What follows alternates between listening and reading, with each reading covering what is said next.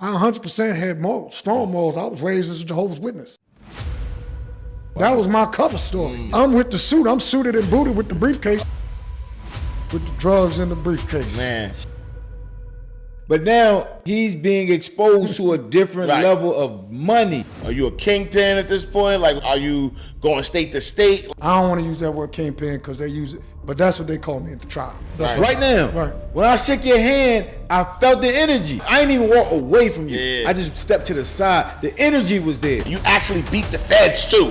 Well, how the fuck do you beat the feds when you still gave them 6 years of your life? I allowed the system, because of the laws that they got in place, to take me away from my family. So I'm gonna find that flaw in my case, and I'm gonna get out of prison. Right? But I say this.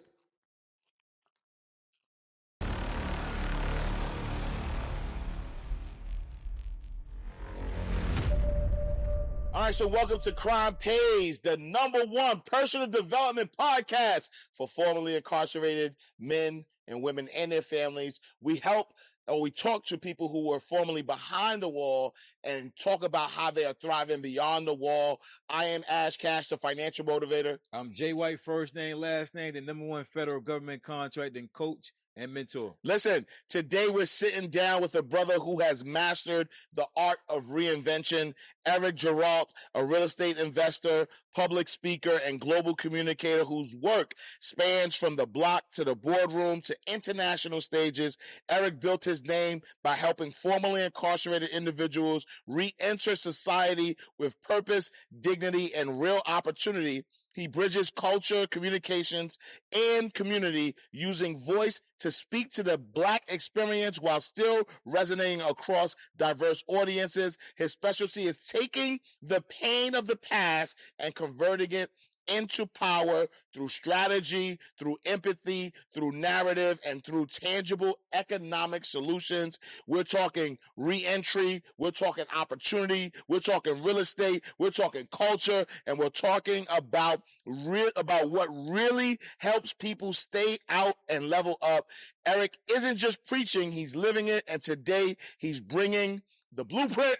My brother, welcome to the show. No doubt. Thanks for having me. Yes, sir. With you. Yeah. What's good, my brother? How you feel? Man, I feel better than I deserve, and I'm blessed. Happy to be here. Where you from, man? Queens, New York. I Kings. knew it. Cute. I knew it. Queens, get the money. You already know. You already know. Oh, my God. So, look, bro, I got this thing. So, my people's from New York. That's what's up. My people's is from 2 First in Linden and then over there on Springfield. All right. Close to you. All right. But every time we have a guest from New York, he just makes New York seem like it's like the best thing since sliced bread, right? Right. But all of y'all are here, down south. So it can't be the best thing since sliced bread. Yo. There's something me and him got going on, man. Yo, what Jay said, and I was never afraid of a drought. I was 15, 16 getting money down south. That's right. God, So what I want you to understand, and this is no disrespect, is like, you know, in New Yorkers, we just get money New York, we get money wherever. I get And so the fact that we're here Yeah. is just, we know this is where the money is now, so that's why we're here. All right. When the money was where you from, we was there too. You know what I'm saying? Question. When it was in Go everywhere. When it was in Baltimore, we there too. You know what I'm saying? So we don't discriminate. Yeah. Hear that? We're gonna travel for the money. We're We're gonna gonna travel go for to the the money. You know what I'm saying? The Harlem Renaissance, everybody was passing through NY at some place, you know what I mean? So But let me add something to Yes, that. sir. if Go I ahead. would. Please. Just for everybody that, you know, that's listening. So I'm from New York, but I also grew up in Atlanta. So I claim both. Yeah. Because I went to high school, and I started high school in New York. Then I moved down here because my parents got me out of New York. Like, oh, we got to get this nigga out of New York. Yeah. Moved down here. And then obviously, you know, with that entrepreneurial spirit, I bought what I learned in New York down here. Yeah. Started doing my thing. But even to this day, when I talk to other cats, and I love Atlanta. Yeah. I choose Atlanta. Okay. Consciously now, if you ask me where I want to live, Atlanta. Yeah, Take that all the time. But even the dudes that I've known for 30 years, 35 years, Yeah. more than that. If I'm like, if people around, they like, where you from? I'm like, I'm from Atlanta. They like, no, you're not. You not. Because they hear it. yeah. They don't accept me still. But they say you can tell by the way I walk. I ain't from around here. Look. But E, let's talk about your story. because I'm gonna start with the end in mind, right? So meaning that right now you even have your own platform when you talk, to formerly incarcerated men and women. That's right. And your love from that came from you being someone of the element. You actually beat the feds too. 100%. Yeah. I want to talk about that, but before we get there though, we want to know like who's Eric Geralt? Man, For the Eric people Geralt that's is been under a rock. For the people that's been under a rock, talk to me. Yo, Eric Geralt is a family man with 4 children first and foremost. Yeah. That believes in the Creator. Yeah. I feel blessed every day. That's why I told you that I'm doing better than I deserve. Because the time I open my eyes and I got breath going through my nose, and I know that I'm blessed. Yeah. So first and foremost, I'm humble and I'm grateful and I'm appreciative. Yeah. But outside of that, I'm a human that made mistakes. And the mistake that I made, really, I don't even really look at it like it was too bad. It was just marijuana, just to cut straight to the to the chase. They gave me a gang of time for that.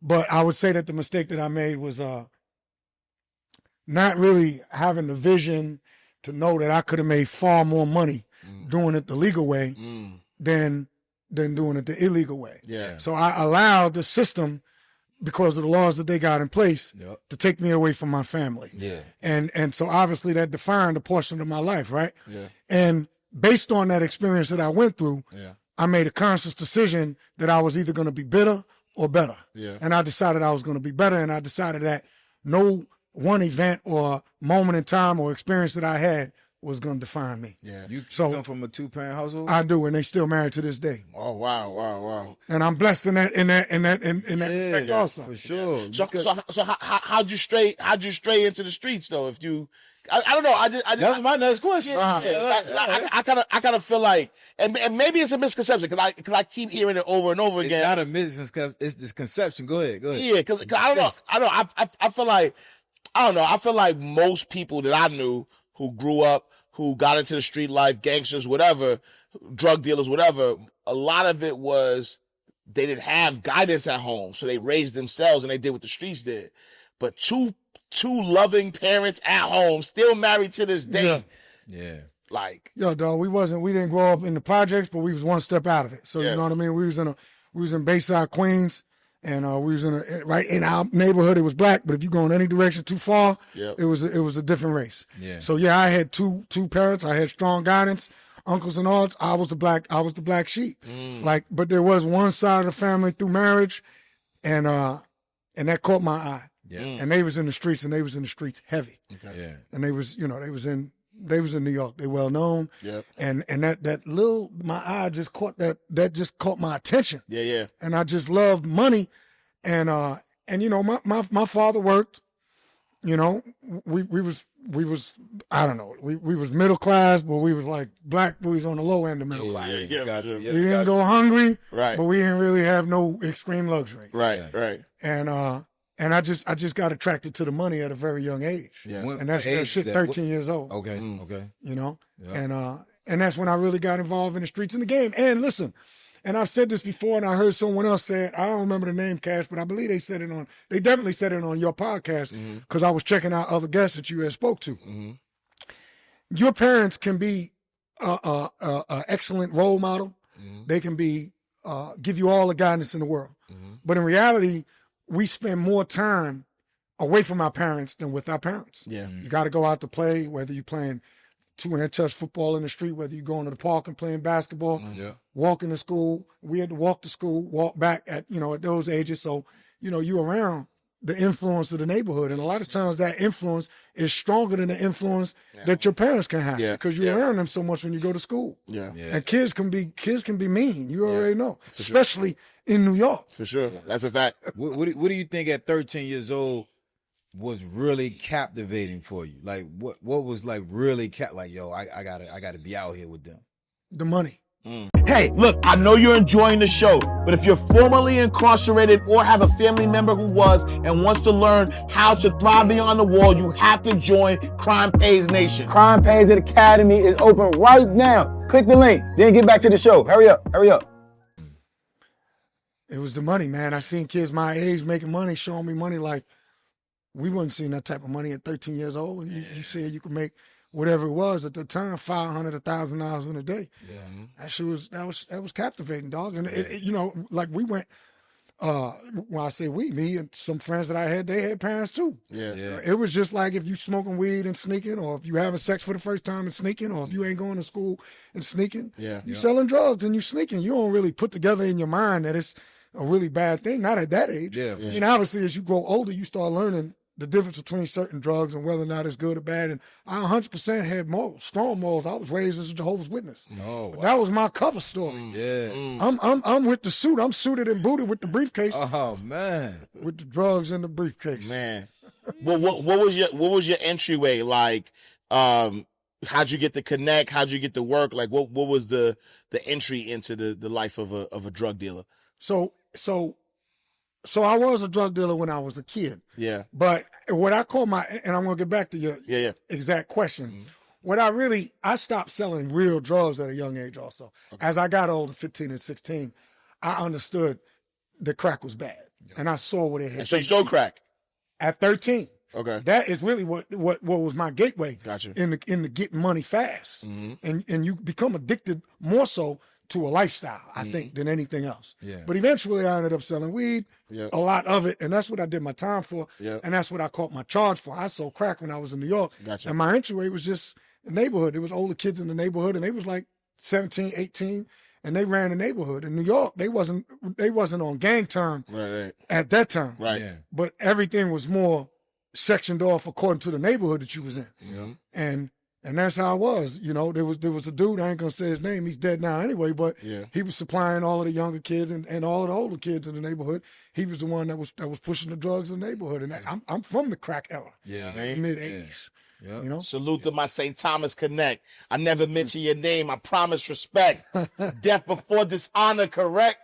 That's what you promised me, sister. I like Jay-Z too, man. Yo, but you know what I mean? Yo, we all like I ain't got lyrics. I like Jay-Z too. Now, you know what, though? I think I got a lyric for anything somebody say. Like, you know. Nah, he does, not you. You all right, so here's the thing, though. You might though, too. I've been checking you out. He might.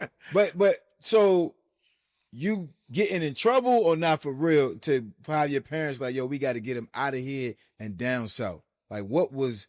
Or was it something their parents was doing? Was like, yo, let's just make a change for the better of our lives. Like, why did y'all? Yeah, my parents was really kind of like making a change for the better of their lives. My mother had family that lived in Atlanta.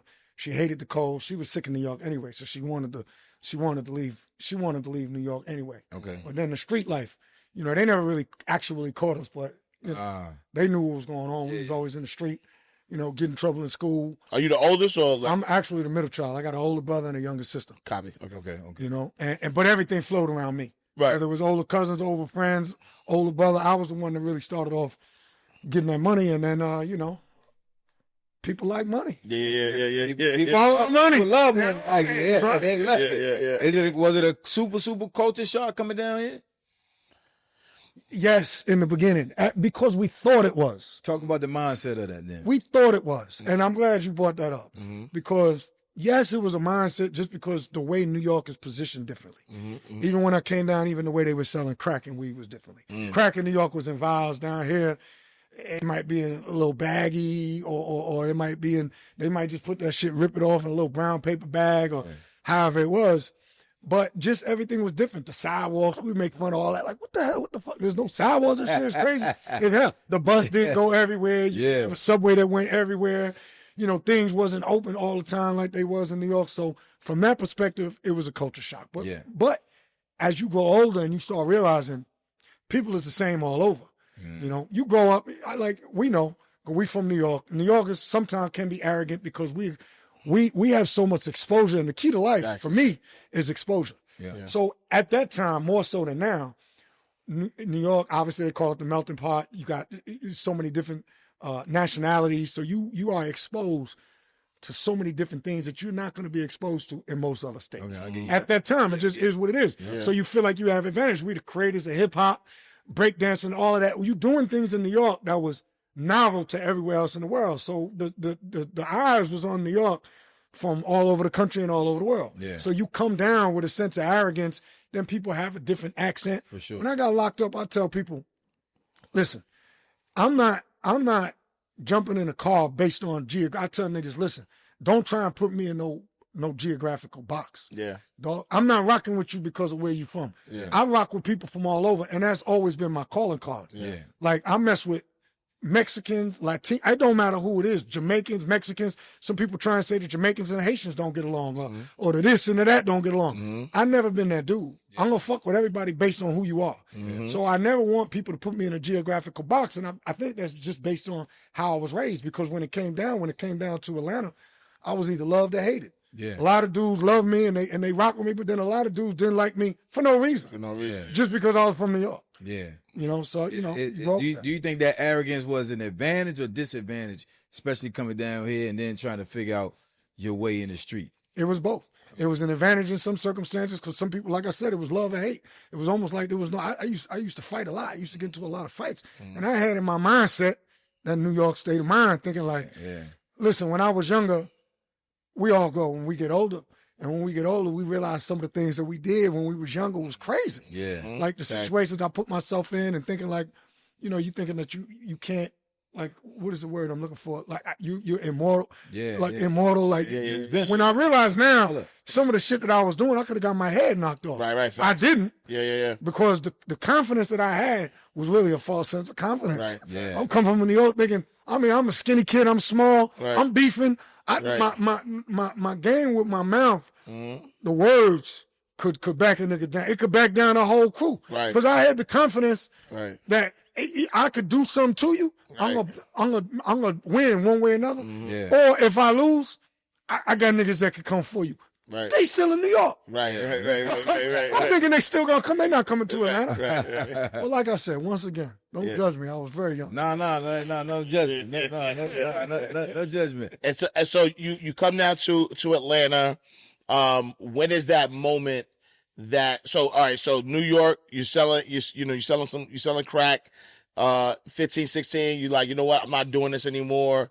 At what age did you come to Atlanta, and then when did you get back into the street life? All right, so I'm in the street life. My parents moved me, and I started selling crack in New York, but I also started selling weed also. Yeah. Because I had started smoking weed at a young age. My parents moved us out of New York. We were still selling, I was selling crack. Me and my brother.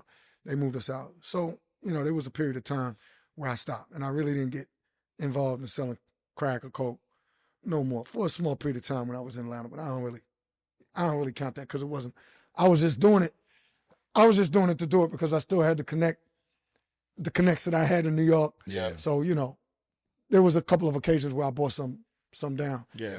But I wasn't really selling. I was going to school, and I started selling weed again in high school, man. I just started selling in high school, but it wasn't really nothing major. I was just really selling weed so I could smoke weed for free. Yeah. It wasn't really consistent. It wasn't like I was organizing traps and all of that. Yeah. That really didn't even start again until I ended up going to college. Funny enough, and I ended up going to a very, very good college. I went to Emory University right here in Atlanta, Georgia. Okay. And that's when I really got exposed to real money. Okay. And that's really when I started understanding, like, everybody does the same thing. You know, when you are black and you grow up in a black community, you might not have that much exposure around other income, other income brackets or other people from other races. I mean, of course, in New York, we was around all type of people. In Atlanta, to me, it was more black and white. Yeah. And then when I came down, and then I ended up going to school, and then I ended up it really just started off with me just going to get the weed because we smoke weed. Yeah. Everybody smoked weed in college, and that's when I realized, man, it ain't just black people in the hood smoking weed. Everybody's smoking weed. Yeah. Everybody's doing drugs. They just have a lot more money than we have to buy it. Right. Me and my friends would get together to get $10 to get a dime bag, $20 or whatever, you know, during the high school years to smoke weed. I didn't really have no money when I went to college because the school was very expensive, and, you know, I didn't have a job at that point in time, but these cats had way more money.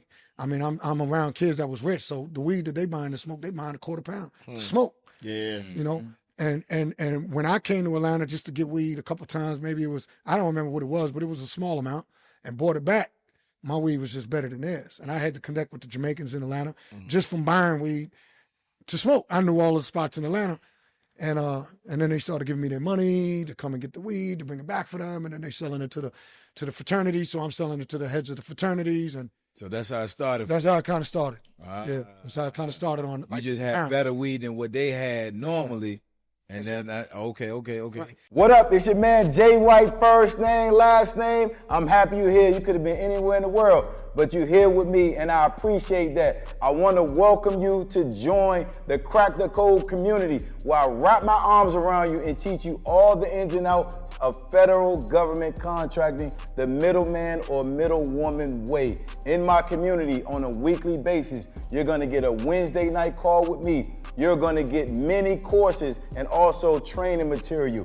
It's nothing like being in a community where everybody is joining hands, trying to learn the same process and get to this federal government contracting money. I'm going to see you on the other side. Click that link right now. So put it together. Obviously, you from New York. You got the New York state of mind. You got the hustler spirit. Are you like, yo, you know what? I need to blow this up. I need to make this a little bigger. No question, man. Listen, I was supposed to be a lawyer, man. Yeah. I debated in high school. I was good at what I did. You know, I was in mock trial. I was one of the best in the state. Yeah. And I got off on the wrong track, you know what I mean? And it started in college. That's the irony of the whole thing. And that's the crazy thing, like in college, like you would think, I'm going to college to be a lawyer. Well, he just said the key to life is exposure. Right. He said that. Right. When you go to college and university, that's more exposed. Right. From New York is one thing. Got that. But now he's being exposed to a different level of money. That's what it was. Sheesh. And where I should have been exposed to, like, man, I'm going to go to law school. That's what Right. That should have been the I exposure. was awesome. I'll tell you a funny story. So I'm listen, Lil Jon and them, BME, I'm one of the original guys from BME when we all sat down together and formed Black Market Entertainment. All them guys, we still friends to this day, but these guys had the mindset they was going to take the music game to the next level. Yeah. I had the mindset, and I'm still in school now, but I'm in school, but I'm partying every night. I got the equipment at my house. Lil Jon is DJing all the time. I got the weed for us to smoke, so I'm enrolled in school, but I'm not really focused on school. Yeah. And even though these dudes John was doing the parties, I came in there, he was doing the free fried chicken at Old Eat Fest. I came in with him on a couple of them on Auburn Avenue, Ethiopian Vibrations and stuff like that. We did Big E, which was me, and Lil Jon, free fried chicken at Old Eat Fest, all of this. So they got the mentality we all did. We're going to get together, we're gonna organize it, we're going to make it legal, and we're going to bring it to another level. But they was able to see the vision more than I was able to see the vision, because in my mind, that's all cool, but I'm getting to this money. I'm going to be the next John Gotti. That's how I'm thinking. That was my influence in New York. John Gotti, you see him in the news all the time. For sure. So that's so I just kept trying to take it to more and more levels. And to make a long story short, things happened. My cousin got shot, and that kind of drew me away from the music business. And obviously, the rest is history. You see what they turned into. Right. So I was a part of that. So that's just to say that, they didn't do nothing wrong. I didn't do nothing wrong. It's just because of just because of our viewpoint and our perspective, they was able to see something more clear at that time that I was unable to see. My experiences was Kingpins in New York. Right. Yeah, that's what you wanted. That's what I wanted. And that's what you seen. Did you graduate from the university, from college? Not then, but when I came home from prison, I did. And did study abroad and all that type of stuff. But no, I ended up, failing. Then I was back and forth in and out of school, mainly, like when I say school, like different colleges, trying to finish. But every time I get in, my mind is not there. I'm not really focused. But I'm really trying to appease my parents and my family, because, I come from a family of many professionals, lawyers, doctors, and all of that. Yeah. And I really know that this shit that I'm doing is not cool. But in my mind, as I get more and more exposure to how much money can be made, I'm thinking this school shit and lawyer shit is cool, but I'm on a fast track to millions. And this is what I'm going to do. I mean, it's nice. I'm reading the statistics. I'm mindful of this. Oh, the average money at that time, a lawyer might make $75,000 a year coming home. I'm making, I'm going to make this in a week. Yeah. I wasn't there yet, but I'm making more and more. I'm growing more and more. And, you just get, like I said, you get addicted to a lifestyle. So you get further and further away from your purpose and your true talents. And that's why, earlier I said, I put myself in a position to allow them, even though the laws are fucked up, we already know that. Why are you incarcerating people for marijuana? This is all nonsense, nonviolent. But I knew that the laws were what they were. Right. Because if they were not what they were, I wouldn't have been able to make that money. Right. And then what was the what got you jammed up? Like what was that, like what landed you, you know, to get incarcerated? Yeah, so this was years later in 2004, and I'm sending weed all over the place at this point. But like, are you like give us a scope? Are you a kingpin at this point? Like, are you going state to state? Like, what's the What level? amount of Yeah, when I say I'm left there? sending weed all over, I say this. I don't want to use that word kingpin because they use it, but that's what they call me at the trial. Yeah. Because I went to trial. I'm a trial nigga, as they say. Yeah. So you took the feds to trial? I took him to trial. Okay. And that's why I got so much time. They gave me 151 months. It was my first time ever getting convicted of anything. Yeah. And so yeah, I was sending weed to a lot of different places, a lot of different states, and I was sending a lot of it. And so I caught my indictment in West Virginia. That's where I caught my indictment. Oh. No, West Virginia. Well, no, that's- no, no, no. Yeah, I used to think it was the same state as the West Side. Yeah. No It's disrespect. West Virginia. It's a whole nother state. Oh, it's a whole different state. Yes, sir. Yeah. So it had nothing to do with you say that? No, sir. Two down. No. It's a W in front of Give that. mistake. 2.7% black people. There you I go. called my Oh, Charleston, West Is it close to Virginia. Virginia or no? Yeah, it's close Yeah, to it's close. Virginia. It's right there. Yeah. Oh, well, but it's not Separate VA. state. No, it's Copy. no. And I learned them statistics Yeah. when I caught my indictment. Yeah, Or- it ain't. All right, so probably my none bad. of us around. I got hype. I thought, you know what I'm saying? I thought he was finally gonna get some shine. Like, No. But my weed made its way to Virginia too now. Yeah. I'm sure. I mean, Well- you in West Virginia, so No, I was sending work to Virginia, West Virginia, all. everywhere. But I got caught in West Virginia. But my two main states that I was really, outside of it, obviously I was killing it in Atlanta too. Yeah. But I was making more in West Virginia and Ohio, Cincy, Columbus. Yep. When you got hit in West Virginia, what happened? Like, what was the situation? Was it do you feel like it was a setup? No, I wasn't Like, set up. They that's didn't know nothing about me, dog. Okay. It was me and my own. I just got careless, smoking weed and drinking and just doing stupid shit. I never used to talk on the phone, and this time I talked on the phone when I was on my way up there. I didn't never bring the weed. I never got caught. But by the way, let me say this: I had a dry conspiracy, historical weight. The only weed that was found in my case was enough to maybe roll up to make a marijuana joint. That was it. But when I was on my way up there and my transporter was already there, I talked to my dude and said, yo, I'm on the phone. I'm lax. I got a phone that's not in my name, so I'm thinking I'm cool. So I said, yo, just she's up there already. Just go see her, just like last time. Get her out the trunk. She at the hotel. That was enough to grab me an indictment. In addition to him also dragging me in, he's a king rat. And you know, but he was already under investigation for like 2 years. They didn't have no idea that I even existed. He was being investigated for cocaine. I didn't deal with him in cocaine. I didn't deal in cocaine, but he was doing his thing. He had already did time before. So this dude knew that he had a get out of jail free card if he got caught, and he used it. He was a king rat. He testified against a lot of people in West Virginia, California, and all over. And I was one of the people that he jammed up. So he put me in his indictment. They grabbed me when I came up there, but they let me go because they didn't have enough to hold me. And like I told you, they never got any of the work. But now this put me on their radar. They grabbed him. Yeah. Then he went and he testified and he debriefed and he did everything that a rat does. Oh, copy. Did you feel like once you got, they let you go, did you just chill or you was like business as usual? They let me go. I'm good. Like what? Listen, Yeah, talk to me. I'm ready. I was a little. I'm not gonna say it was business as usual, but yeah, after a little bit of time, it was business as usual. But in the beginning, all type of shit is racing through my mind because I had police interaction before where I get arrested, but I always got enough money to get them out. Somebody else take the charge, state charge. I'm not worried about none of this. I'm like, I'm John Gotti, nigga. Yeah. Teflon Don. I got money to beat these local jokers. Yeah. But in West Virginia, it wasn't local jokers no more. It was DEA. Yeah. It's feds. So just that alone, because, you know, I'm not going to tell the whole story just because of time constraints, but when I was up there, you know, they banging on the door. I'm in my man's apartment. And, you know, they had already, you know, that's the one that I said that they grabbed and they indicted him. Yeah. But at the time, I'm in his apartment. In West Virginia? West Virginia. Okay. Because remember, I'm coming up there. So when we get up there, now they following us around and all type of shit. And I'm with my other man. I'm like, man, is this niggas following us? He calls us on the phone and was like, yo, I think they own me, man. Yo, you know, you got to be careful that you're not being followed. I was like, holy shit, we all being followed. Yeah. They had pole cameras on his building and everything because he was in the real estate. He had a record shop and all that type of stuff. So I'm in his building and they come and they banging on the door. So he has an apartment on top of his building. I'm in his apartment because I got a key to his apartment because we partners at the time.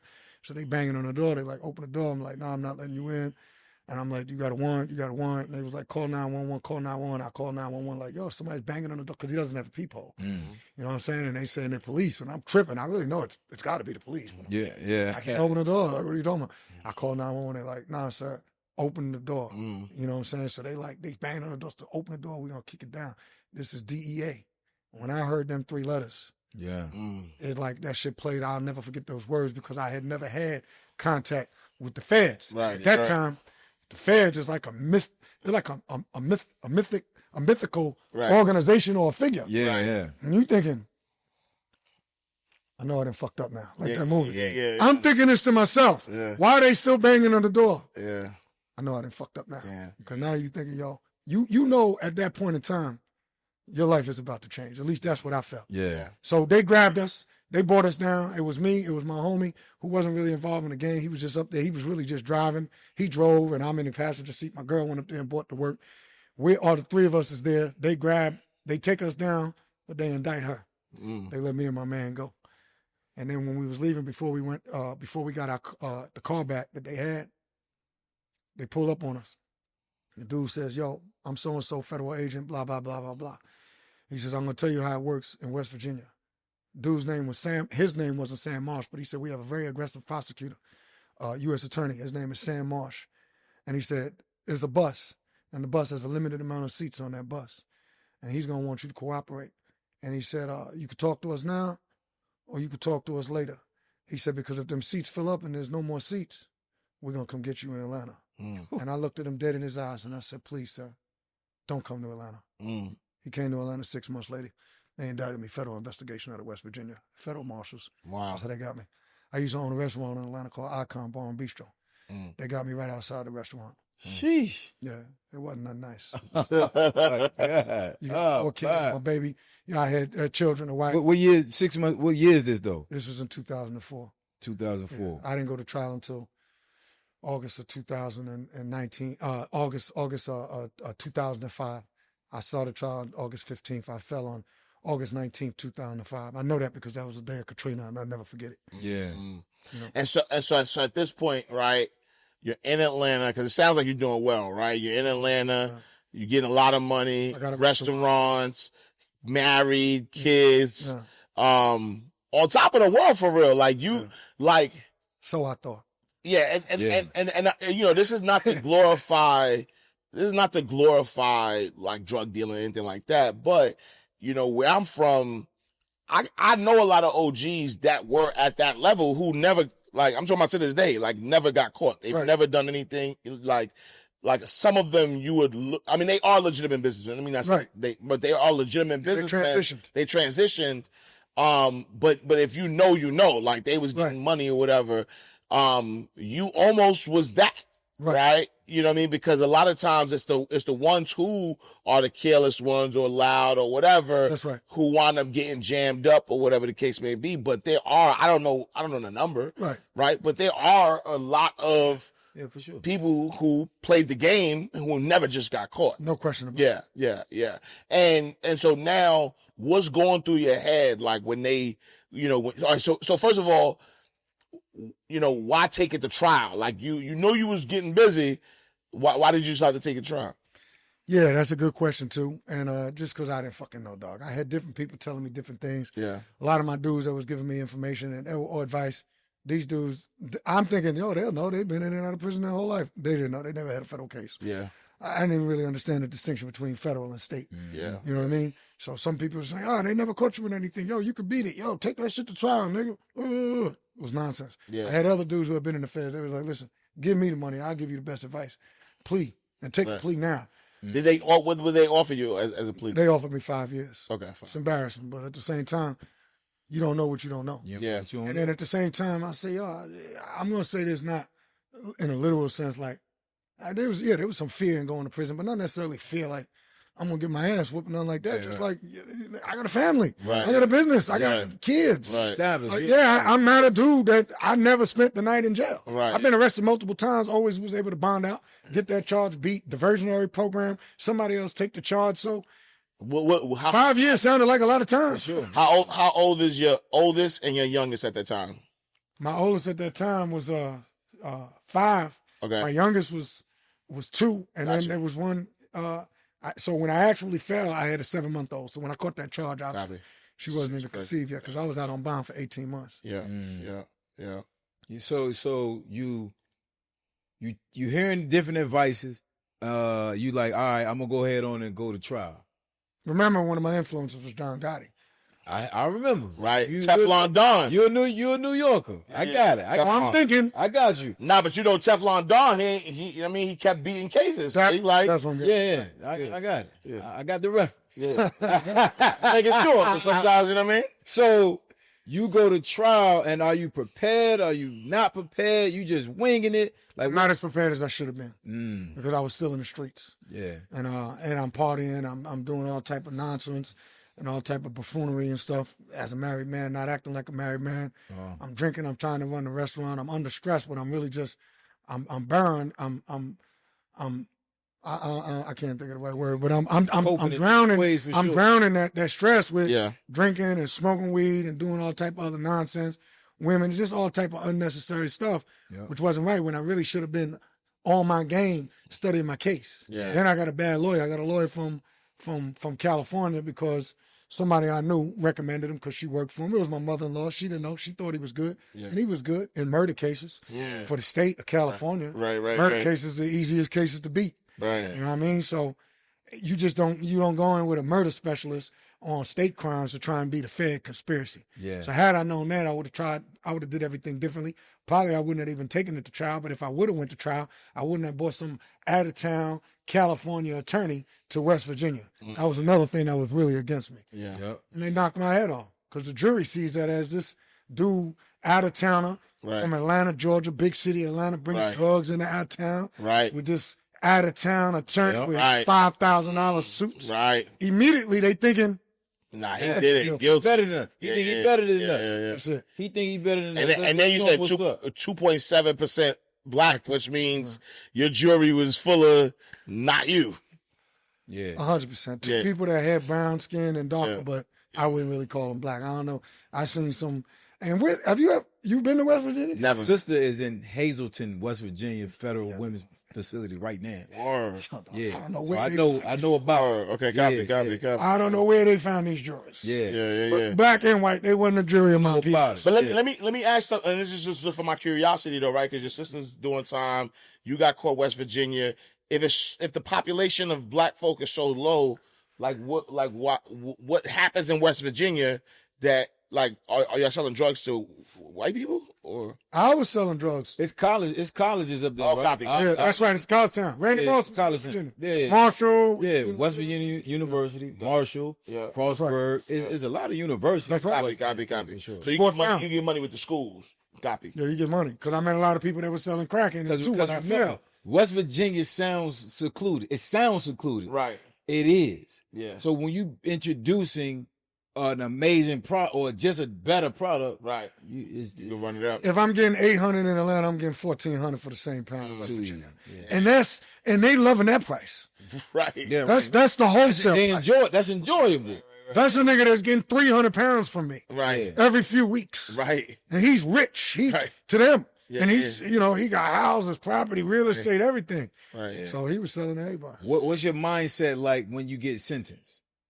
Now you're getting sentenced. Walk me through that time frame. It's not a good mindset. It's like Yeah.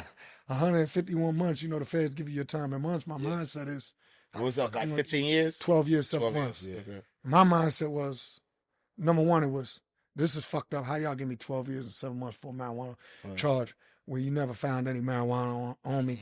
Never no marijuana in the whole case, based on the testimony of these dudes who's getting their sentence reduced, based on the testimony of these dudes that had already did time before. And, I was never the target of an investigation. And my mindset was like, yo, this is wrong. This is fucked up. Woe is me. How the fuck am I going to do this? I got a family. This is nonsense. That was my mindset. Yeah. The system is fucked up. This is unfair. And I still feel it was fucked up and it was unfair. Yeah. But I allowed myself to be put in that situation. Yeah. Don't get it twisted. Never spent the night in no jails. Never. Talk about your first night in prison. I love that question. Yeah. That's the one I always ask. So they say there's 2 days that any inmate always remembers if you was a real inmate. Now, if you was a real inmate, now this is what they say, and I can kind of attest to this. You ain't really, well, no. You an inmate no matter if you do one day. Right.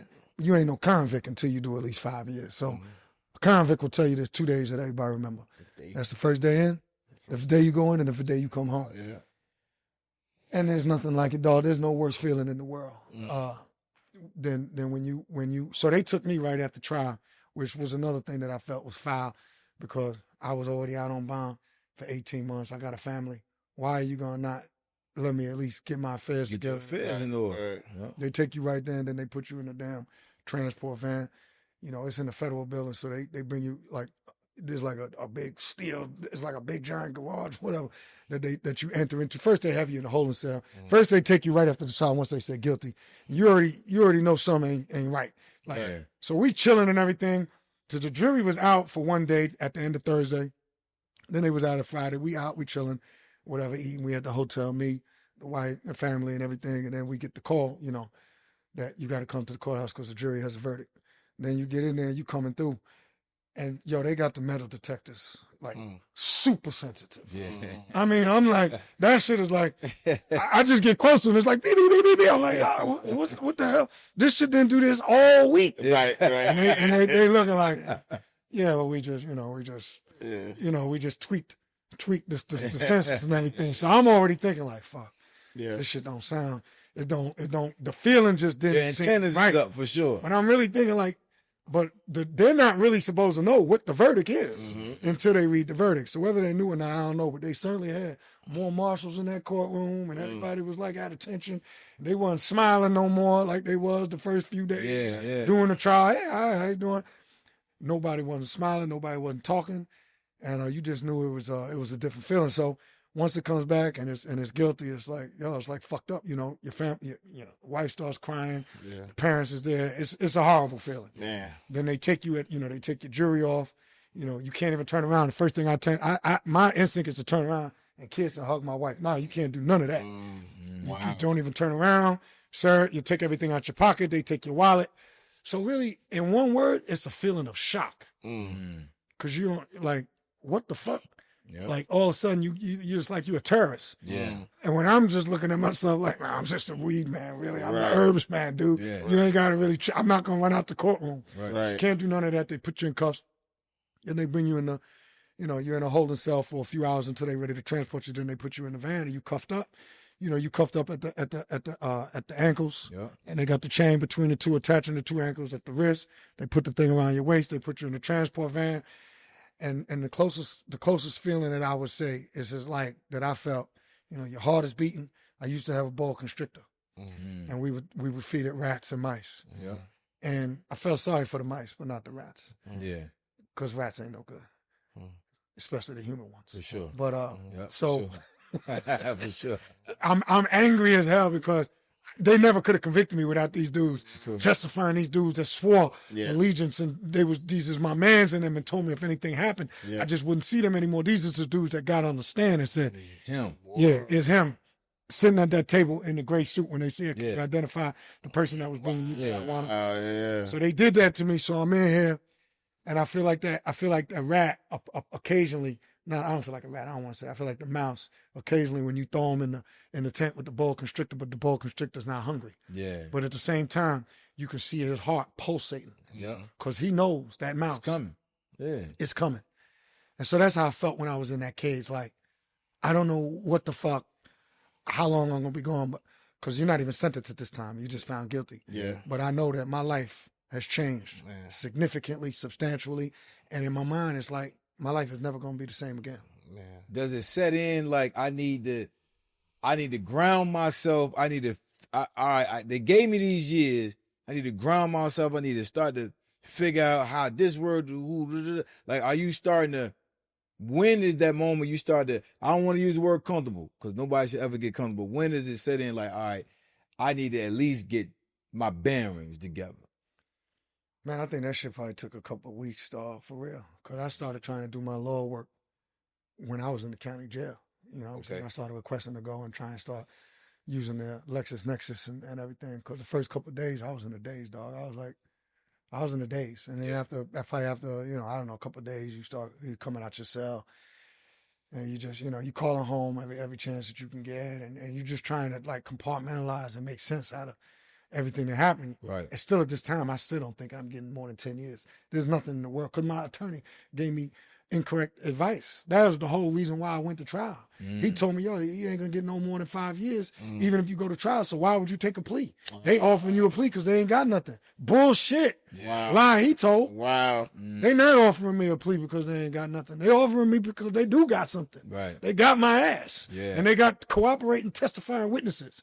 And now that I know, in hindsight, if you were in a federal conspiracy and there's cooperating witnesses willing to testify at trial under oath on you to save their ass, they're gonna bust your ass. And they did it to me. Yeah. And so I would say that, yeah, it took a little bit of time before I got my bearings. And then I just was, and I always, so I'm a person that's always gonna look at a glass full or half full or 3/4 full. I ain't never gonna look at it as empty. I'm an eternal optimist. Yeah. I took a test on resiliency, and I scored a perfect score. Like, yo, your resiliency is unbelievable. And I say that to say, I never allow myself to believe that no matter what the sentence was, that I was going to do all that time. So from beginning, remember, I told you from the beginning, lay the foundation. Yeah.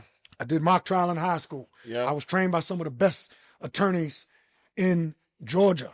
I did debate. So I already had it in my mind, okay, I'm going to take that skill, I'm going to refine it, and I'm going to find out a way to get myself out of here, or I'm going to find out a way to reduce my sentence.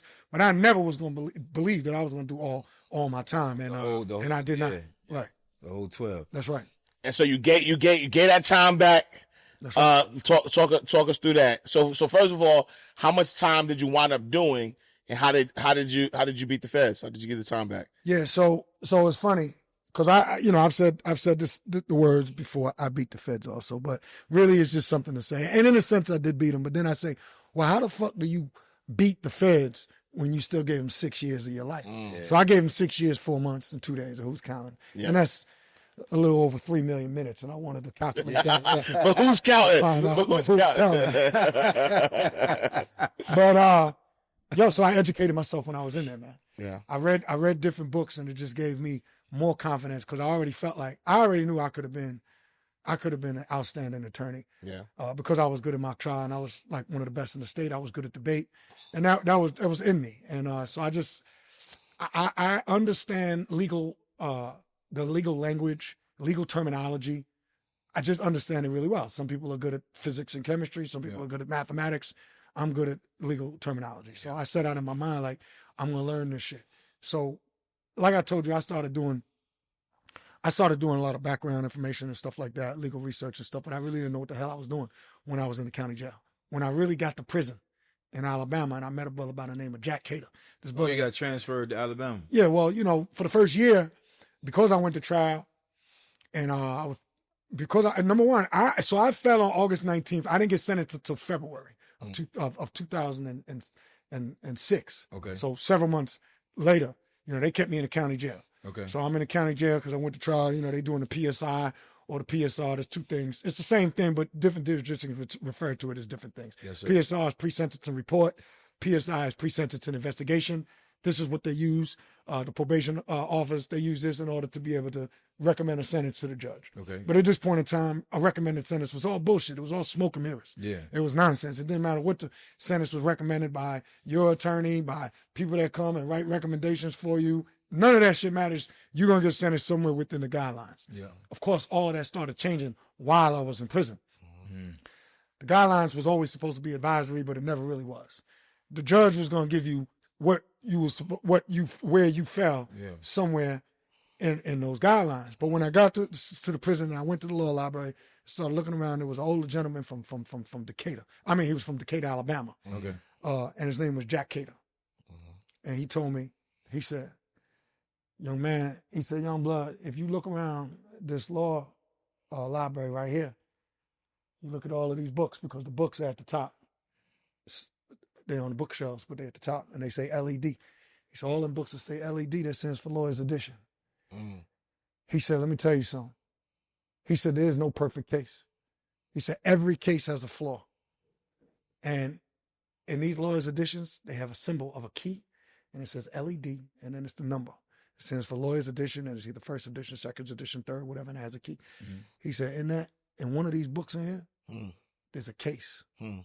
And that case is the key to get you out of prison. That's when it really happened. That's when I locked in. And at that moment in time, I said, yo, I'm going to find, he said, every case has a flaw. I said, I'm going to find that flaw in my case and I'm going to get out of prison. And I became maniacal about doing my legal research in that law library. Every day, I'm there before it opens.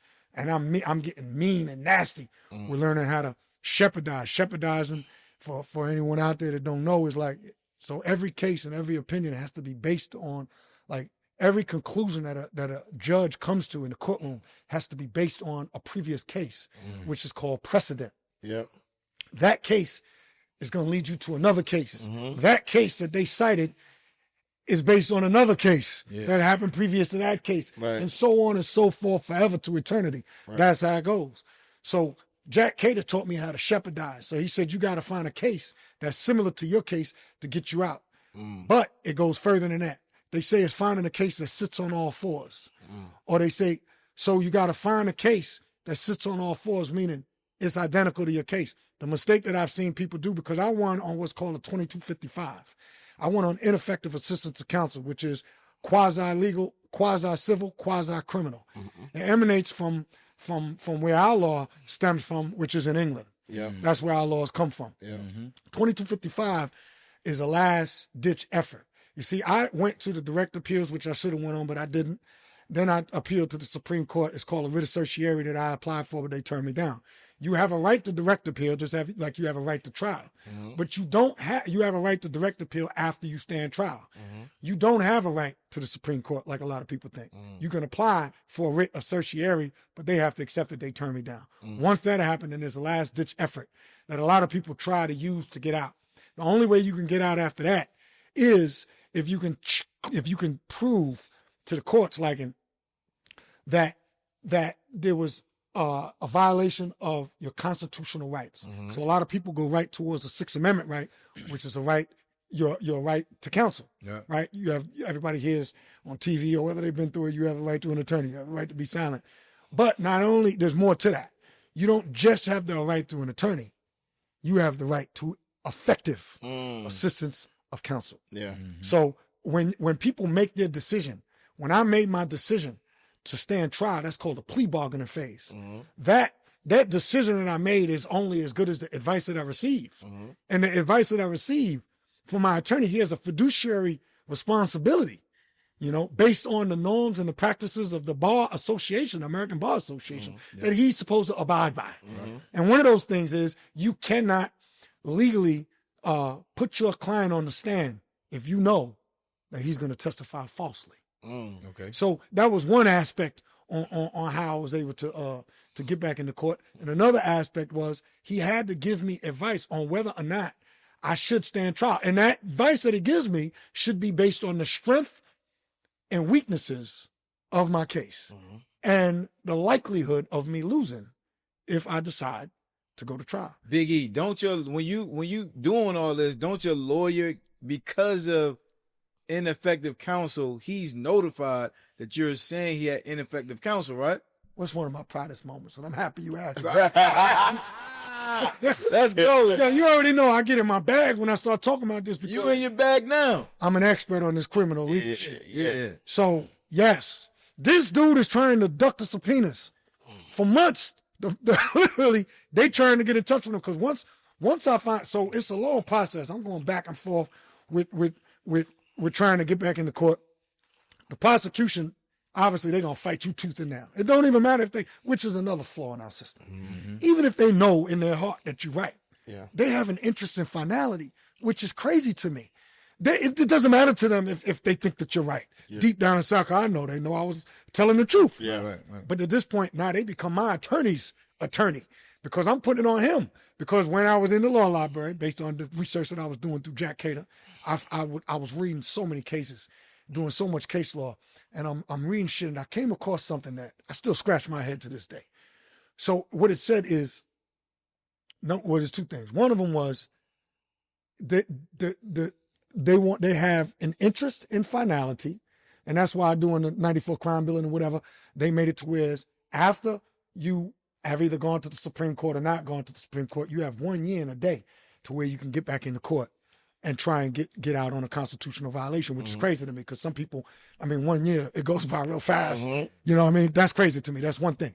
But it's that they want to have, and this is very key because if you know, like in law, every single word means something. Yeah. Every single word. Yeah. The difference between A or V can be the difference between you getting out of jail or not. And I read something that said that there is an interest of the appearance of justice.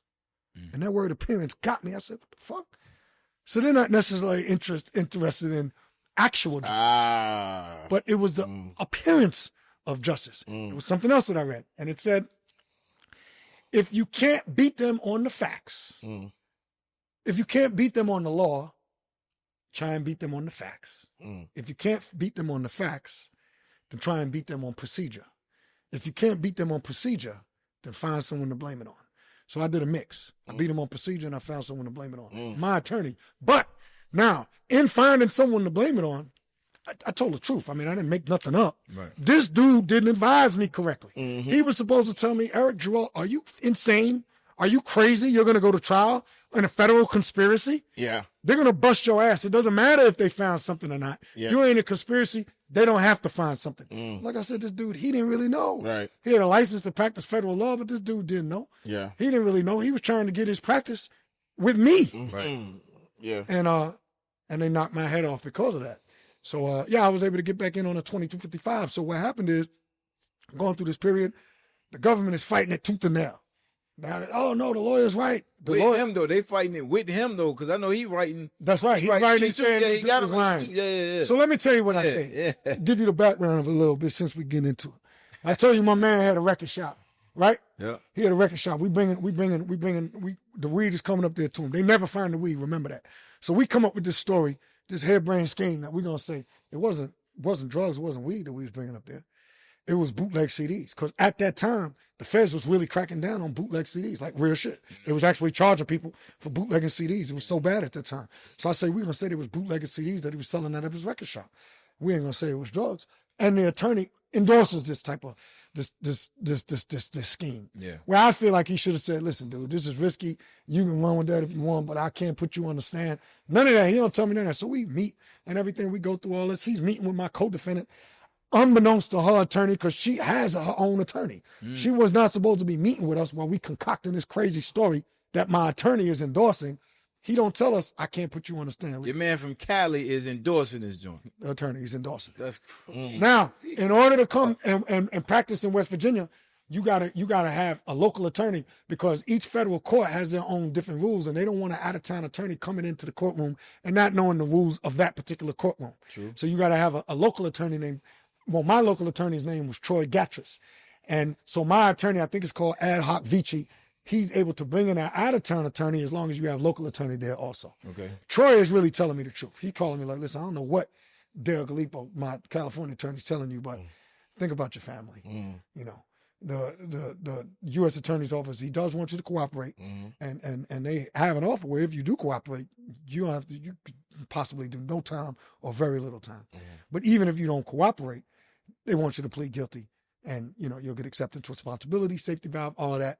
We don't think it's in your best interest to take it to trial. He's telling me the real truth. This other attorney's telling me I can beat him. They call me the 3 strikes man. That was his name in California. When we got people off that had, 3 felonies. Right. Able to beat it. So he's showing me these newspaper clippings where they dub him as the 3 strikes man, So I'm hyped up by him. He got money. He bring me by the office and the cars, I'm young at this. I'm in my young 30s and I don't want to go to prison, more importantly. Right. So when you don't want to go, it's easier to listen to the person that's telling you what you want to hear. But I say this. An attorney's job is to tell you what you need to hear, not what you want to hear.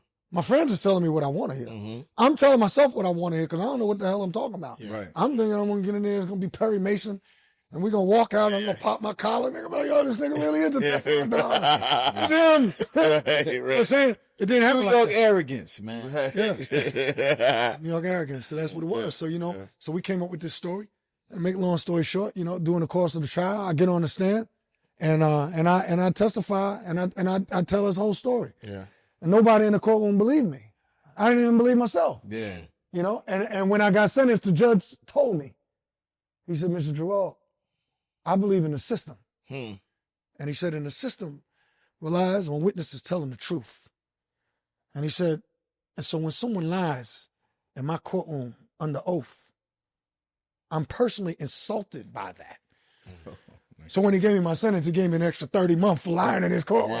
Knocked my head off. Yeah. But fast forward, so I'm able to get back in the court, man. It's back and forth. I'm fighting, like you said.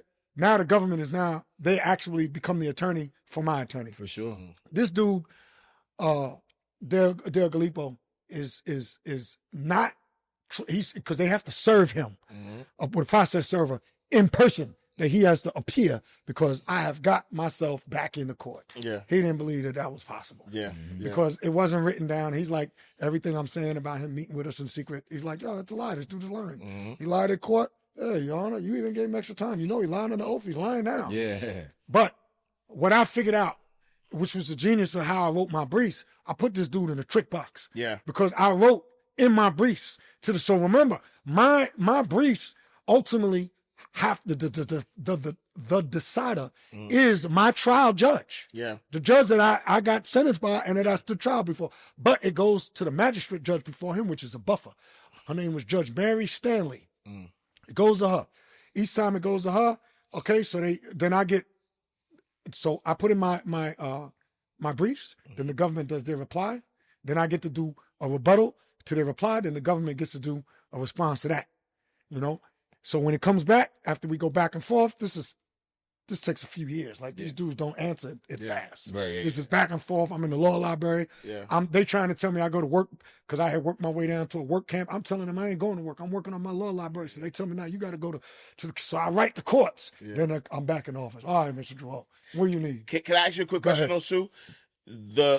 What happens to the lawyer if, does he get in trouble? He should have been. What happened? He should have been. Yeah. No, but I guess my question is, if I'm a lawyer and I'm representing you, I give you bad advice, and you say and you use that as a way to get out of jail. If the courts say yes, does something happen to me as a lawyer? It can. It's Okay. up to the judge. Okay. The judge can sanction him. I think the judge told him he doesn't want him back in West Virginia again. The judge can do a lot of things, but Gotcha. he didn't. And so because the reason why I was asking that was because, like, why would he want to get a lawyer and defend if he's like, yo, you were my client. Right. I gave you bad advice. I bet. I'm going to just say I gave you bad advice, let you get out of jail. But the fact that it could blow back on him. So that's what he's defending. 100%. Gotcha. And it wasn't just bad advice. It was advice that borderline criminal. It was unethical. Yeah. And it went way beyond the legal standards. Which he could get disbarred. Yeah, he could get disbarred. Yeah. That's what I mean. They could have disbarred him because what he did is put me on the stand. That's called subordination of perjury. Once I found that case, that's how I knew I had a shot. Right. Because the case law reads that a lawyer cannot put perjured testimony in front of the court if he knew, and this is key, or should have known that the testimony that was going to be given was going to be false testimony. So when I wrote the briefs to the judge, I told the judge in brief form, this dude knew, but as you know, Your Honor, even if he didn't know, he should have known, based on the fact that any reasonable attorney would have looked at this and said, this is ridiculous. And I used the judge's word. That's why I knew I was going to get out, because during the sentencing, the judge told me, I thought, Mr. Girault, that your story was absurd. He said, and I think the jury knew you was lying. Obviously they did, because they found him guilty. And I think you lied here. That's what he said. I think you lied here today in my courtroom under oath. Yeah. So I said, Your Honor, you knew that I was lying. The jury knew that I was lying. I said, Your Honor, in fact, I was lying. Yeah. And I said, but more importantly, Your Honor, My attorney. Let's go. Let's go. That's how I booked him, dog. Let's I go. booked the box. Let's go. That's real talk. Yeah. That's how I walked out. Then I popped my collar for real. I already know you did. I didn't know. In release. You wasn't Atlanta then. You was New York. You walked out of there like, I did. I already Wow. know. Yeah. Wow. 100% did I it. already know. And my cousin who I was calling earlier, Yeah. because I was telling you In and Out wants me to stop using In and Out because, you know, I have the podcast, Yep. In and Out podcast. Yep. So I was calling my cousin Eddie Pierre, who's a lawyer, and he's the first person that I called when I got out. Yeah. My cousin and my brother picked me up, but I called him Man. because I knew that, like, when I start getting into this legal shit, dog, people, they might be interested for a minute, but then it loses them. They don't want to hear legal terminology and all this. Yeah. But I called him. I knew he would appreciate it. And so you like optimist, a lot of, so I don't like the word arrogance, right? Because I think when you think about arrogance, to me, I don't like the word. I don't think I'm arrogant. Yeah. So thank you for saying. Yeah. That's New Yorkers. Yeah. I'm just saying. I'm just I'm saying. gonna let you say, and then go ahead. Yeah, the word arrogance to me is when you think you're better than. That's right. Or who you represent is stopping somebody from something, right? So, but if my confidence in myself, even if it's, which I don't even believe, like overconfidence or like this overly confident, I can't use a different word for it. If it don't affect nobody, then it's not really arrogance, right? But so what I was saying though is that you had this level of confidence, this optimism that actually helped you though. Yes. Right? It actually helped you. Cause in your mind, you're like, I'm not like you manifested this thing. You say, yo, I'm not doing your 12 years. That's right. Right? I'm giving this back. I know I'm 6 back. I'm giving you 6 back. I know, right? And I mean, if you think about it, it's biblical, it's Quranic, like it's the scriptures say it, right? Like your words matter, like who, that's right. So to me, you know, arrogance is I don't like the word arrogance because to me that's godliness, right? Like what I say is going to actually happen. So you gave that time back. With knowing that though, that you manifested what you said you was going to manifest, that moment, what did that moment feel like? Yo, that moment was the only other thing that I can compare, and it's not really because it was like a similar type feeling, but that feeling of accomplishment, that feeling of being blessed. Yeah. The only other time that I felt that type of joy was having my children, dog. And probably marrying my wife. Yeah. Like, yo, it's an unbelievable feeling because the pain that you go through when they take you away from your family and your children. Yeah. I mean, this is 6 years. It wasn't 20. Yeah. I understand and appreciate and recognize that people did a lot more. Yeah. But 6 years, 6.5 years in prison is no motherfucking joke. Yeah. You know, because your wife and your children got to fend for themselves. Right. And all type of shit happens. Yeah. When you're not there. Yeah. The man in the family. Yeah. So it was a feeling of tremendous gratitude and gratefulness to our Creator. Yeah. Thankfulness. Yeah. It was a tremendous feeling of appreciation. Yeah. And one of the things that I learned from that is that one of the things that I take from that, which I think made me a better person, I didn't come out bitter, I came out better, like I said earlier, is that I used to take an enormous amount of things for granted. And the number one thing, which is the most valuable thing that all of us have, is time. Yeah. Time is life. Yeah. And I don't take time for granted anymore. Yeah. And I don't know if I had to go through that or something else in order to come to that realization and that growth. Yeah. But I know now that you cannot take time for granted or freedom, because when it's taken away from you, it gives you a different perspective and a different understanding. And if I was arrogant then, which I don't believe I am, well, my nigga, maybe I'm even more arrogant now, because I feel like, listen, they say like when you come from the feds, like you got a glow on you, and sometimes you got like a confidence. My confidence was 1,000 when I got out. Yeah, for sure. I'm like, yo, nigga, do you know? Even now, I could remain so calm in so many situations, because I'm thinking in the back of my mind, you really don't know what I've been through. Right. And what I did to get here. Right. So when you look at me like you deserve what I should. It could be family members. Right. I owe you this. I owe you that. Yeah. I don't owe you shit. Right. For sure. Like, you don't have no idea what I've been through Right. to get what I have or to be where I am or what my family went through when I was gone. If you escape what I escaped, you'll be in Paris getting, you know what I mean? That's it. My thing is, let me just go back to the arrogance piece real quick.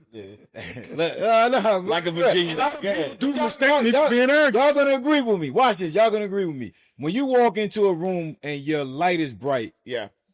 but I'm walking into a room where y'all light is bright as well, y'all don't have the word arrogance associated with me because y'all light is just as bright. Fact. Yeah. And when you see me, it's not an intimidation. Yeah. It's not arrogance. It's like, I rock with that energy. Yeah, It's I agree. instant. I agree. When you walk into a room and the word arrogance comes at you, that's because they feeling a type of way about the light that's on you. Yeah. That's them. I agree. Yeah, so I like the word arrogance because I know you ain't my people anyway. Yeah. I already. But I'm saying, but I agree with that. Yeah, so- I agree with that. so when but I- I'm also saying no. That there is arrogance though, right? But let me. When you think your shit don't stop. Yeah, so let me finish. Oh, my fault. So yeah. Thank you, sir. No. So let me finish.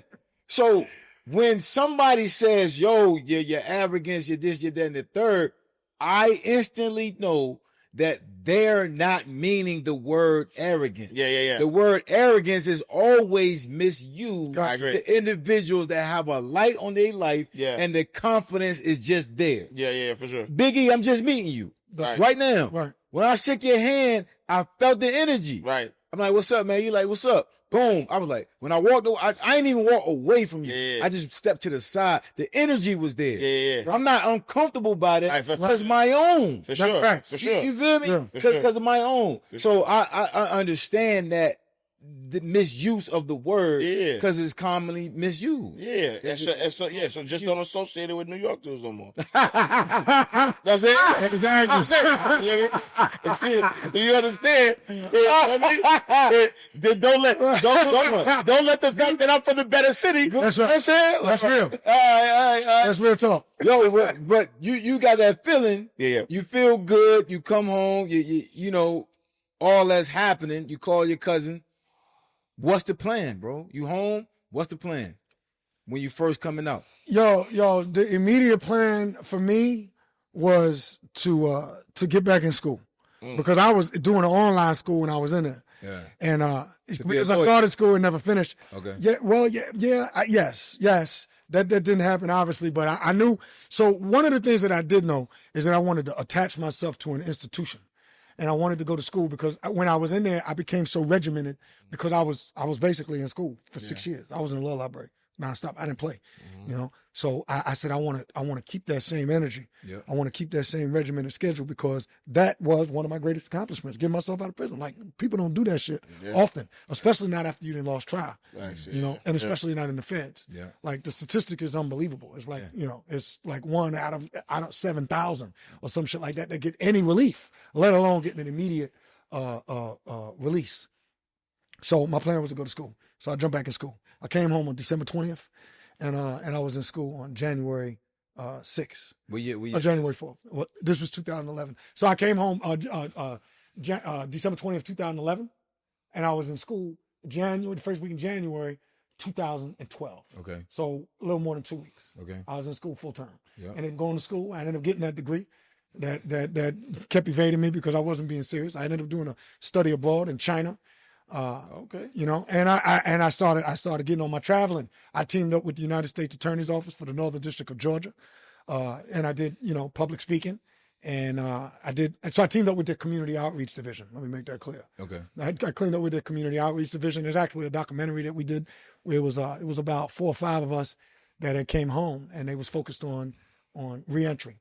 Okay. So I'm an expert in reentry. Yes, sir. And so that's what I do. I spoke. Well, that's what I did, and I still enjoy doing it. Obviously, that's not the only thing that I do, but I used school as a platform to be able to do other things because I knew that I needed, at least at that time, I felt like being in a structured environment was good for me because I already had that mindset from being in the law library every day. So at that time, when I was messing around before, when I get back in now, I'm straight A's, Dean's List, never made less than an A except for one class, and that was a group class, and I went argue with the teacher for that. Like, I should get an A.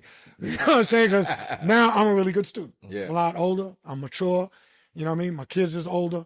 And so that's what I did. So like I said, I teamed up. I spoke to at-risk youth at some of the roughest high schools in Atlanta, because the idea is to save them from having to go through what I went through, from having to go to prison. So you catch them at a youngest age. These are kids that have been identified as like getting in trouble, gang affiliated, been in the system before, whatever they call them, at-risk youth. I went to universities, and because these students are supposed to be the future decision makers, so you want to speak to them. And I went inside prisons and jails to speak to people about what they're going to face when they come home, because this type of thing means something to me, and I have a passion about it, because I don't want for my children or for somebody else's children or for grown people or anyone to feel like if they make a mistake in life, that's going to define them. No one thing that we do or one segment of our life should define us. And I want people to always know that no matter what you do, that is not the end of your book. There's more chapters to be written. For sure. Yeah, for sure. Yeah. Coming home, you know, when you got in, 6-year-old, you know, baby, 7 months. Yeah. You And get two in up, between. right, and two in between. Come home, you know, now you have 11-year-old, right? My son was 12. 12. Yep. So 12 years old with a 6-year-old or 7-year-old, right? 6-year-old, and two in between, That's right? What is that feeling like going back to your family? And any regrets, like just like that time that was missed not being there? Yeah, there's no question about it. Yeah. The regrets is deep. Yeah. You know, some people might say, well, I have any regrets. There's no losses, just lessons, you know. You know, you could take any situation and you could turn it into a positive. Yeah. I pride myself on being able to do that. I take a negative no matter what the situation, and I'm always going to try and get the positive out of it. Yeah. So I can say that, there was some enormous amount of positive things that came from me being incarcerated. Yeah. I learned a lot. There was a tremendous amount of growth. I have a greater sense of appreciation for my time and how I spend it and who I choose to spend it with. Absolutely. Yeah. But obviously there's great regrets, because, you know, I wasn't there for 6 years. I let my family down. I was not there for 6 years and 4 months and 2 days of their life. Then the feeling was, once again, it was an enormous feeling of gratitude and appreciation, because I didn't have to serve out that full time. Yeah. You know, and now I am there, and I was going to make it count. Yeah. And I've made it count. So Yeah. I know I had to rebuild that relationship with my children. And one of the things that I learned when you first come home, with everyone, number one, my experience has been that people kind of view you differently.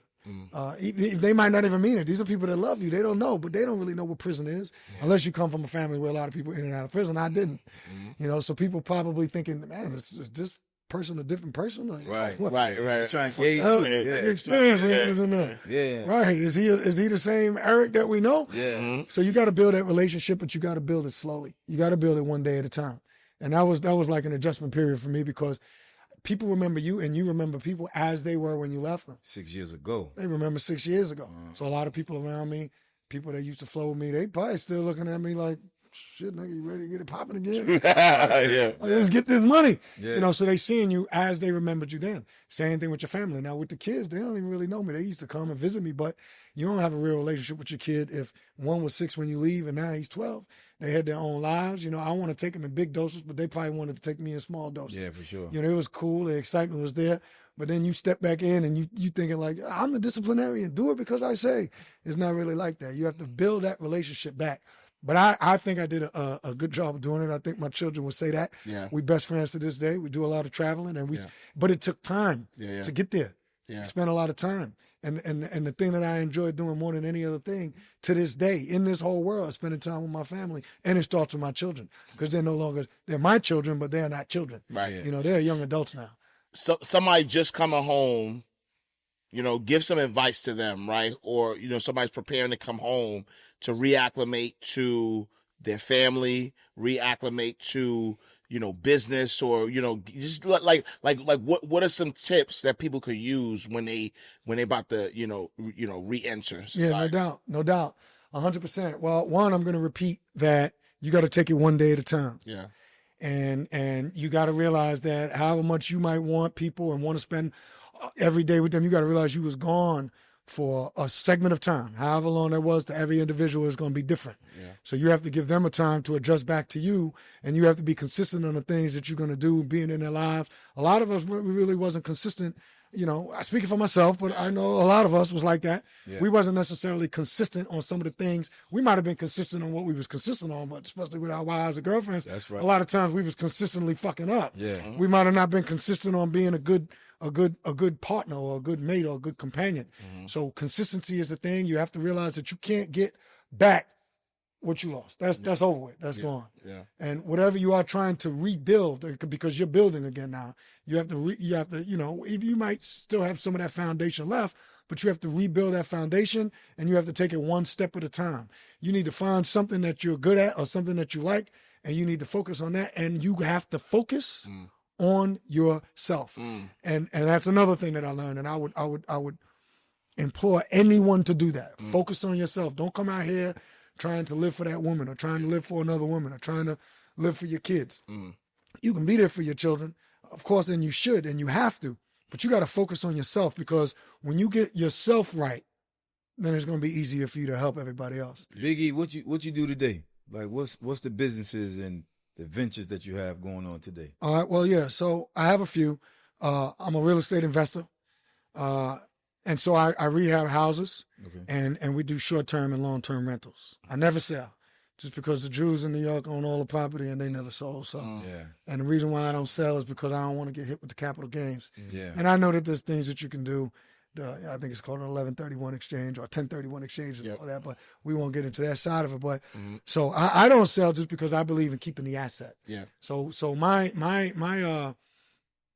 strategy is the Burr strategy, which is to buy, rehab, refinance, rinse, and repeat. Yeah. So I buy ugly houses, and then I rehab them, and then we turn them into either short-term Airbnbs or long-term rentals. And like I said, I refinance, I take the money out, and therefore I'm not going to get hit with the capital gains.